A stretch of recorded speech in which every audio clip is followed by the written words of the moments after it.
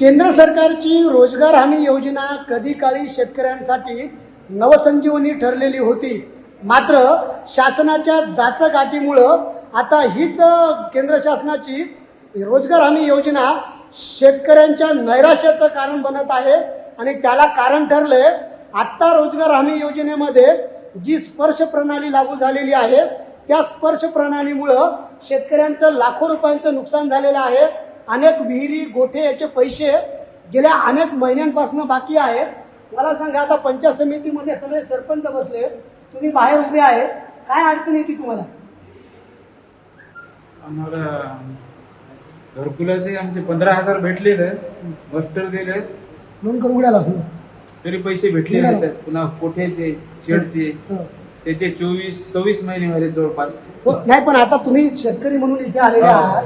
हे बघा, विहिरी आल्या, गोठे आले, तर मास्टर राहिले आमचं, विहिरीचे मास्टर पडायला.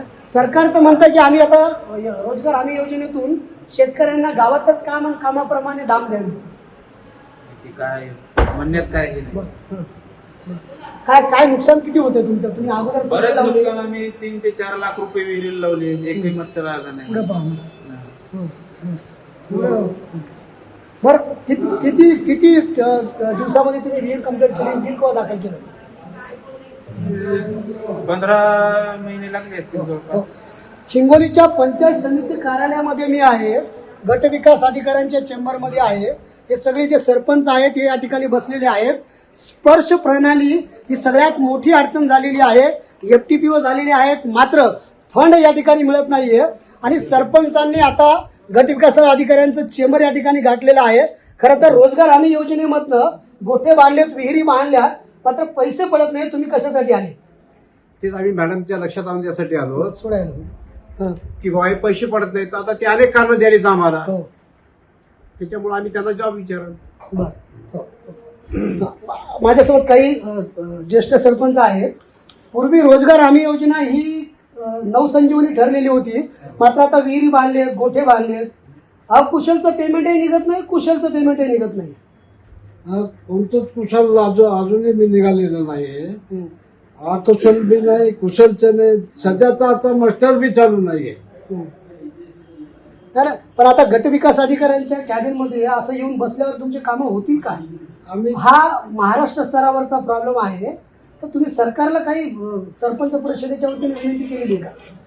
मॅडम नवीन आल्यामुळे आम्ही आता मॅडमकडे तोच प्रश्न घेऊन आलोय. कारण आता नवीन विहिरीचे कामं चालू करायचे, मास्टर चालू करायचे, याच्यासाठी मॅडमकडे आम्ही तोच प्रस्ताव घेऊन आलोय. हो, हो. आता हे बघा, विहिरीचे गोठे तयार झाले, बांधकाम झालेत, विहिरीचे कडे बांधलेत लोकांनी, 16 कडे. आणि मग आता पैसे नाही आहेत, तर शेतकऱ्यांवरती काय वेळ आली? गावात सरपंच म्हणून तुम्हाला काय प्रॉब्लेम होतो सकाळपासून?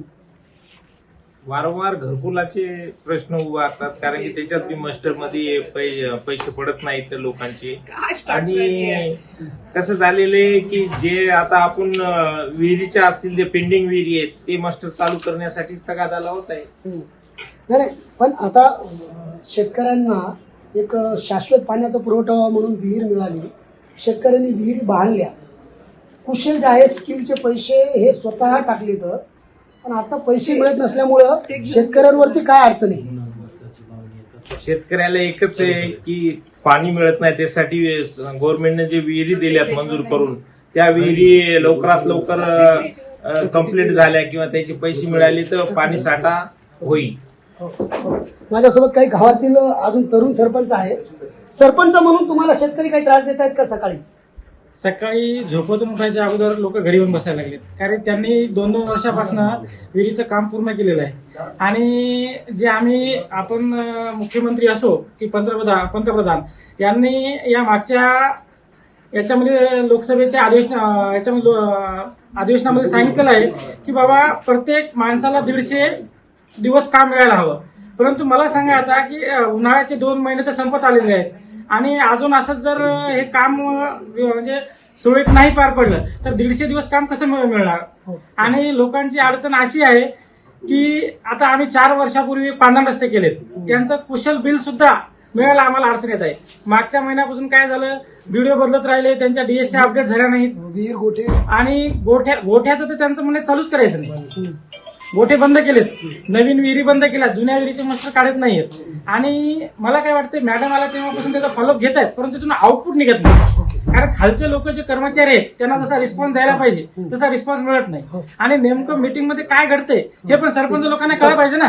तपशील माहिती देत नाही. तर खरं तर रोजगार हमी योजना ही शेतकऱ्यांसाठी कधी काळी नवसंजीवनी ठरलेली होती. मात्र हिंगोली जिल्ह्यातील शेतकऱ्यांच्या नैराश्याचं कारण ही रोजगार हमी योजना ठरू लागलेली आहे. आणि त्यामुळं या सगळ्या प्रकाराला कंटाळून वैतागलेले सरपंच बीडीओंच्या कक्षामध्ये ठाण मांडून बसलेले आहेत. सरकारनं शेतकऱ्यांसाठी सुरू केलेल्या या योजनेमध्ये आता तरी नीट लक्ष द्यावं अशी मागणी हे सगळे सरपंच करू लागले आहेत. संदीप नागरे, साम टीव्ही न्यूज, हिंगोली.